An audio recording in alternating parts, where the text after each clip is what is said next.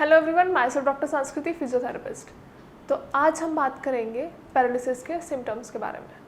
Paralysis के symptoms generally सबको पता होते हैं, बट अर्ली सिम्टम्स जो होते हैं, जो एकदम पैरालिसिस का या फिर स्ट्रोक का अटैक पड़ता है, तो कई बार पेशेंट्स नहीं समझ पाते कि ये जो सिम्टम्स हैं, जैसे कि वीकनेस है, ये सारी चीज़ें कभी कभी नॉर्मल लाइफ में, हमारी डेली लाइफ में भी होती हैं।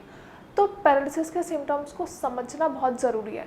कई बार हमारे यहाँ श्रेयास में पेशेंट्स आते हैं तो वो पूछते हैं कि मैम ऐसे कौन से अर्ली सिम्टम्स हैं जिसे हम रिकॉग्नाइज कर सकते हैं कि हाँ, ये पैरालिसिस की तरफ हमें ये सिम्टम्स लेके जा सकते हैं। और कई बार बहुत ज़्यादा सीरियस प्रॉब्लम, बहुत ज़्यादा सीवियर प्रॉब्लम भी हो सकती है।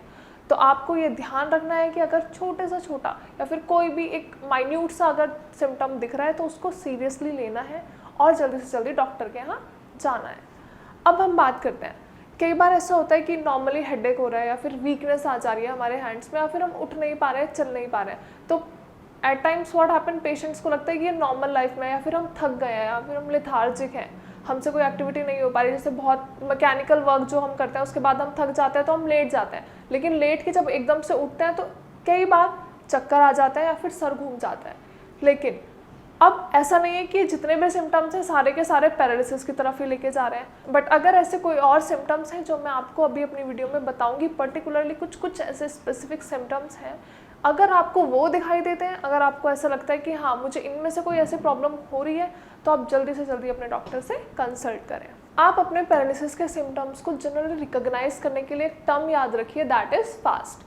अब फास्ट में 4 अल्फ़ाबेट्स हैं, चारों अल्फ़ाबेट्स पर्टिकुलरली एक एक पैरालिसिस के सिम्टम्स को सिंबलाइज करते हैं। अब हम यही जानेंगे कि कौन से ऐसे वर्ड्स कौन से सिम्टम्स को सिंबलाइज कर रहे हैं। नाउ टॉकिंग अबाउट फास्ट, तो first word is F. F हमारे फेशियल पैरालिसिस को या फिर जो हमारा फेस में जो भी चेंजेस आते हैं पैरालिसिस के रिगार्डिंग, वो शो करता है।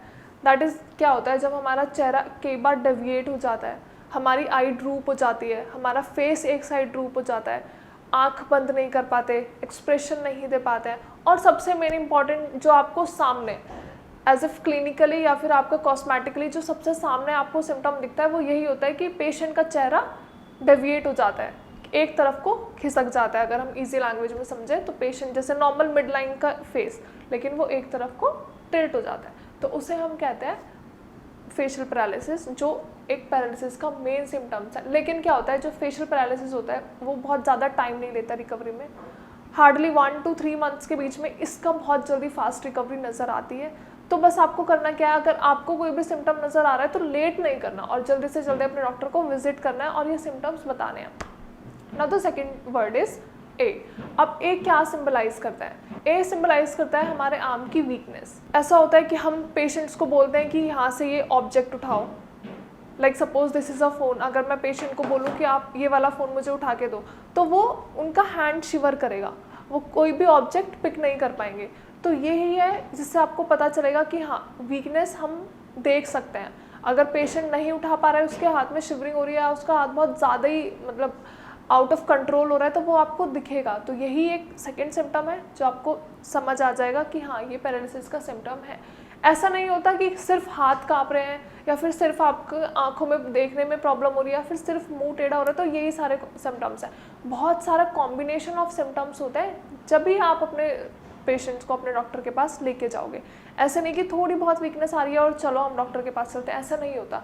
कॉम्बिनेशन ऑफ सिम्टम्स अगर आपको दिखते हैं तो इट इज़ इम्पॉर्टेंट कि आप जल्दी से जल्दी अपने डॉक्टर को विजिट करो। चलो, अब हमने 2 वर्ड्स की बात कर ली। Now the third is S. S word symbolise speech, that is slurred speech. Slurred speech मतलब पेशेंट्स को बोलने में प्रॉब्लम होती है, वो अपने वर्ड्स को जल्दी से जल्दी प्रोनाउंस नहीं कर पाते।